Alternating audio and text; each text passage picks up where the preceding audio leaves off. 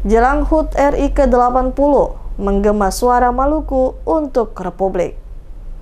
80 tahun sudah Indonesia merdeka. Setiap tahun bendera merah putih berkibar gagah, lagu kebangsaan berkumandang, pidato kenegaraan dibacakan dengan penuh janji dan harapan. Namun, di tengah gegap gempita perayaan, ada satu suara dari timur yang terus terpinggirkan, yakni suara dari Maluku. Suara rakyat yang masih hidup jauh dari kata sejahtera, meski tanah dan lautnya menyumbang kekayaan besar bagi Republik ini.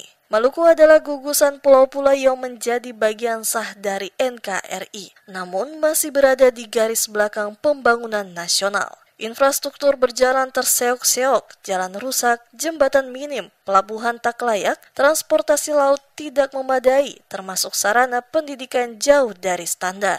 Ironisnya, hasil laut dan sumber daya alam Maluku mengalir deras ke pusat, tetapi yang kembali hanyalah sisa yang tak cukup untuk memperbaiki kehidupan rakyatnya. Di pedesaan, pada pulau-pulau terpencil, masyarakat hidup di bawah garis kemiskinan. Pelayanan kesehatan terbatas, bahkan untuk sekedar mengakses puskesmas pun harus menempuh perjalanan panjang melawan ombak dan badai. Jaringan telekomunikasi lemah membuat informasi sulit sampai seakan kemerdekaan informasi belum benar-benar hadir di Maluku. Presiden demi presiden pasca reformasi telah berganti, begitu pula gubernur, bupati, dan wali kota di Maluku. Namun nasib rakyat tetap sama saja. Janji-janji yang diucapkan saat kampanye hanya jadi hiasan kata, sementara kekuasaan dilanggengkan bersama kroni-kroni bukan untuk rakyat. Rendahnya nilai tawar Maluku di mata pemerintah pusat membuat daerah ini kalah dalam kompetisi pembangunan nasional. Wakil rakyat dari Maluku di Senayan yang seharusnya menjadi suara lantang untuk kepentingan daerah justru lebih sering diam, mengangguk, dan patuh pada arus politik pusat tanpa keberanian untuk menuntut keadilan bagi konstituennya.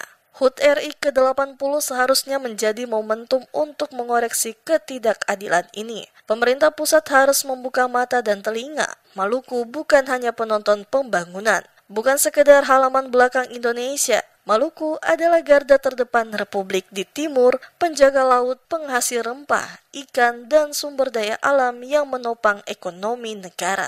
Jika pemerintah terus menutup mata, maka kemerdekaan yang dirayakan setiap tahun hanyalah simbol kosong. Merdeka bukan hanya soal bebas dari penjajah, tetapi juga bebas dari ketertinggalan kemiskinan dan ketidakadilan pembangunan.